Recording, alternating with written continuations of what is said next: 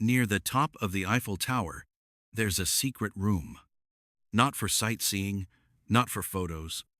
A room built to welcome people most of the world would never be allowed to meet. And then, in the summer of 1940, when the world shook under the shadow of a man who made entire cities bow, right here, at this tower, that man had to give up. Not because of an army, not because of artillery, but because of something colder than fear. More than 1,600 steps. You heard that right. A monument people think was built for romance once became a test so brutal, even the man who shook the world couldn't take the easy way up. And the two men tied to those two moments, we'll come back to them near the end of this video.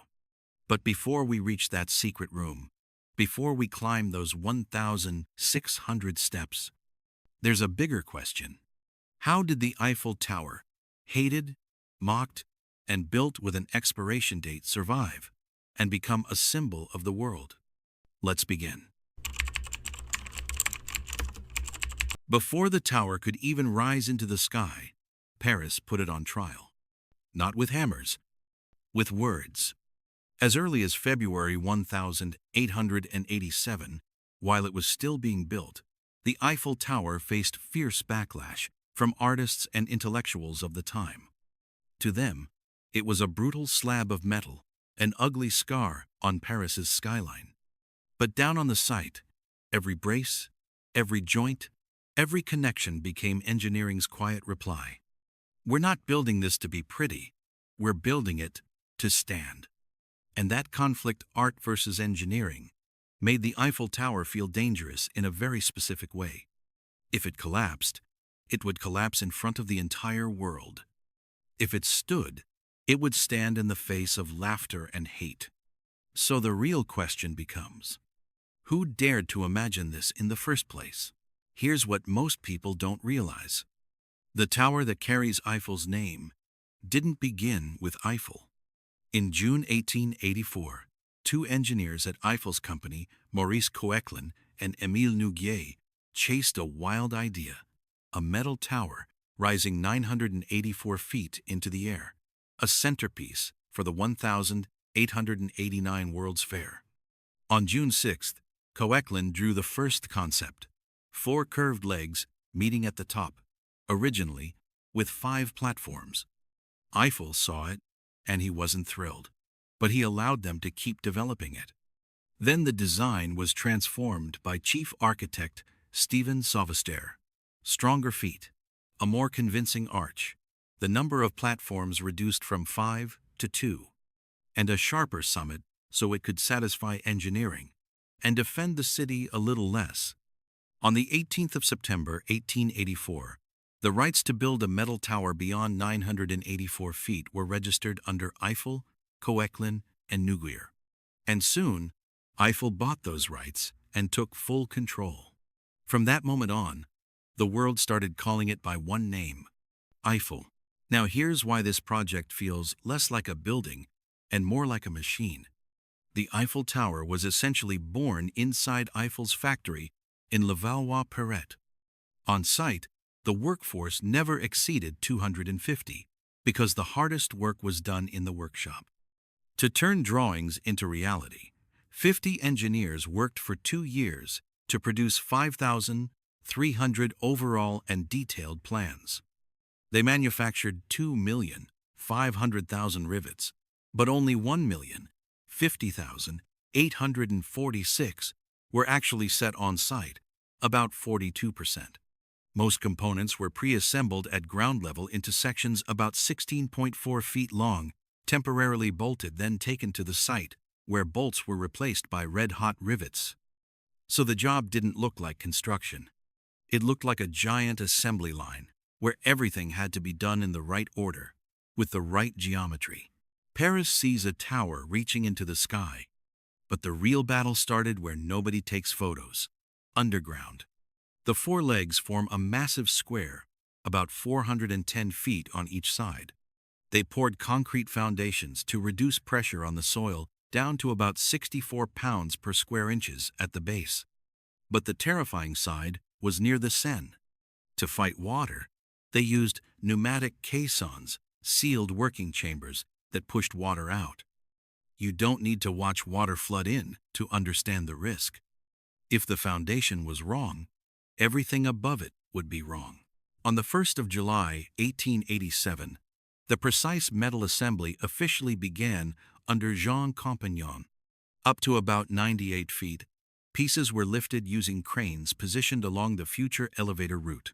From 98 feet to 148 feet, they erected 12 wooden scaffolds. Above 148 feet, the scaffolding anchored itself to the beams of the second level. And then came the moment that could kill the entire project, bringing the horizontal members into alignment with all four legs, the closing of the geometry. If one leg was off by just a few inches, that error would explode higher up. You couldn't fix it later. You'd have to dismantle it, meaning you lose. But they pulled it off. On the 7th of December, 1887, the work at the second level was completed around 187 feet high. After that, they climbed toward the third level at about 377 feet. And as the pace accelerated, in September 1888, workers went on strike.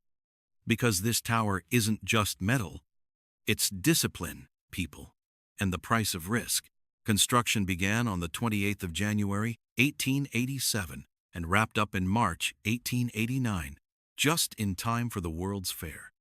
The tower opened on the 31st of March 1889. In that first week before the elevators were running, thousands of people climbed up by stairs.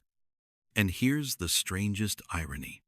The thing once mocked as a monster made people climb inside it just to stand within it. Now, let's circle back to the two details I dropped at the start of this video. First, the secret room near the top. And the moment the Eiffel Tower was finished, it had a secret, a place not meant for the crowd. Near the summit, Gustave Eiffel kept a private office, not to enjoy a luxury view, but to run experiments and host elite guests. Inside that room, history recreates a famous moment.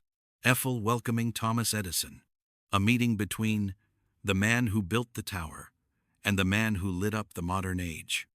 And during that visit, Edison even gifted Eiffel a phonograph. But the most unforgettable detail comes from war. In the summer of 1940, as German forces entered Paris, French engineers made a cold act of defiance. They cut the elevator cables, meaning if Hitler wanted to reach the top and stand over Paris's, literally, he'd have to walk. And this isn't a cute staircase. From the ground to the top, it's 1,665 steps more than 1,600. Do you feel what that means? A tower once mocked as a freak became Paris's quiet message. You want our summit? Then earn it. But the Eiffel Tower still carried a suspended sentence. Eiffel had the right to profit from it for 20 years, starting the 1st of January 1890. After that, the city could decide its fate. So why wasn't it torn down? Because by the time those 20 years passed, the tower had already transformed from a hated, controversial symbol into a machine with real value that Paris didn't want and couldn't afford to throw away. In an era when the world began racing on signals, a structure rising over 1,000 feet in the heart of Paris became a perfect platform for science, and especially for radio transmission. And once something becomes infrastructure, nobody asks, is it beautiful? They ask, if we remove it, what do we lose? And the answer was obvious. The Eiffel Tower survived not because it was romantic, but because it became useful, the one thing strong enough to save it from demolition, and powerful enough to turn it into a symbol for the entire world.